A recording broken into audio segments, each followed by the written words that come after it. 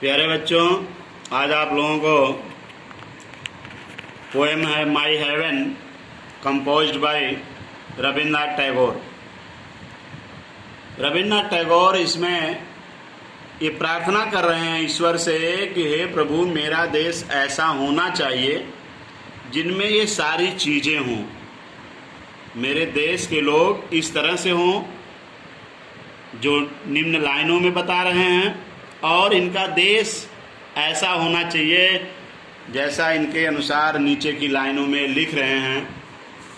Where mind is without fear, जहाँ पर विचार भय मुक्त हो, and head is held high, और सिर सम्मान से ऊंचा हो, गौरव से ऊंचा हो, गौरवान्वित हो।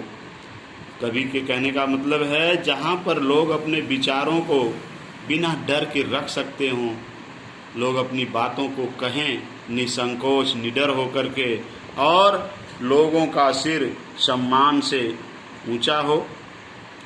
Here the poet describes that the thoughts will be without fear. There will be no any foundation on the thoughts. Every people should express their desire without hindrance, without fear, and the head is also should be held in prestige. Where knowledge is free, जहाँ पर ज्ञान मुक्त हो, ज्ञान पर कोई बंधन न हो, and knowledge education will also be free for all. There should be no any foundation on the education. Where the world has not been broken up into fragments by narrow domestic walls, जहाँ पर संसार यानी मानव समाज छोटे छोटे टुकड़ों में न बटा हो। किससे? By narrow domestic walls. ये नैरो डोमेस्टिक वॉल्स क्या हैं? ये विखंडन, जैसे आपका जाति धर्म, और जाति धर्म के आधार पर हमारा देश कभी कह रहा है कि हमारा देश ये घरेलू संकीर्ण दीवालों से छोटे छोटे टुकड़े में न बटा हो, यानी हमारा देश जाति और धर्म के आधार पर बटा न हो। There should be no any division in our country on the basis of caste and creeds. The people of our country, the people are our country should not be divided on the basis of caste and creeds. हमारे देश के लोग जाति और धर्म के आधार पर बटे नहीं होने चाहिए, but they should be one, उन्हें एक होना चाहिए। That they are Indian, they are the son of Bharat माता।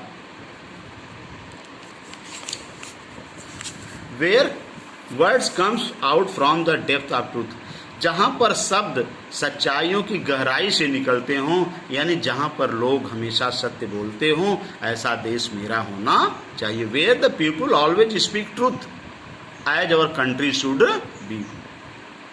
The people of our country should be always speak truth.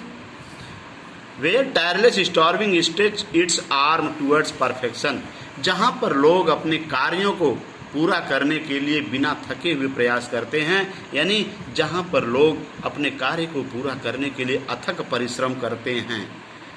In our country people should strive to complete their work without tired,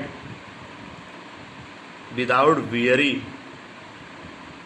The people of our country should complete their work without tiredness, without weary. They should not be weary in completing their work.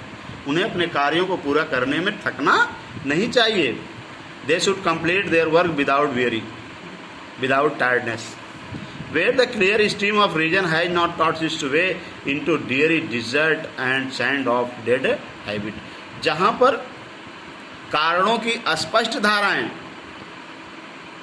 जहाँ पर कारणों की अस्पष्ट धाराएं पुरानी बालू रूपी आदतों में, रेगिस्तान के बालू रूपी पुरानी आदतों में समाप्त न हो जाएं, यानी जहाँ पर लोग पुरानी आदतों से चिपके न हों, लोग किसी भी कार्य को करने से पहले उसमें कारण लगाएं कि ऐसा क्यों। The people of our country should always thought about the dead habits, about the old traditions, about the old customs. We should thought always about the old tradition and custom. We should not be blind to holding of them. हमें उन्हें अंधों की तरह नहीं पकड़ना चाहिए, बल्कि उनके विषय में सोचना चाहिए। Where the mind is led forward by the into we are writing word without thoughts and action. जहाँ पर आपके द्वारा दिमाग कार्य और विचारों को, कार्यों को करने के लिए और किसी चीज़ को सोचने के लिए, जहाँ पर विचार आपके द्वारा मार्गदर्शित किया गया हो, निर्देशित किया गया हो।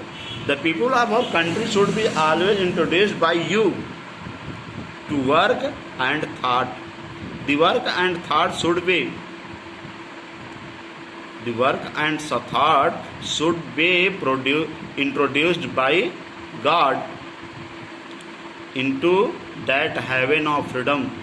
उस स्वतंत्रता के स्वर्ग में माई फादर, मेरे प्रभु, मेरे पिताजी, लेट माई कंट्री अवेक, मेरे देश को ले चलो, मेरे देश को जगाओ। यानी ऐसे स्वतंत्रता का स्वर्ग मेरा देश होना चाहिए। In our country there should be the freedom of heaven of freedom. Our country should be the heaven of freedom. In other words, we can say that the people of our country live in the heaven of freedom. They should be free to thought, to express their desires, and also they should not hold the dead habit. They should not be stuck to the dead habit. Old habits are old traditions. उन्हें पुरानी आदतों से, पुराने रीति रिवाजों से, पुराने custom से चिपके नहीं रहना चाहिए। धन्यवाद। ये इम्पॉर्टेंट पोएम है, इसको आप पढ़ लेंगे। जहाँ नहीं समझ में आया होगा उसको आप फिर पूछेंगे, फिर बता दिया जाएगा। धन्यवाद।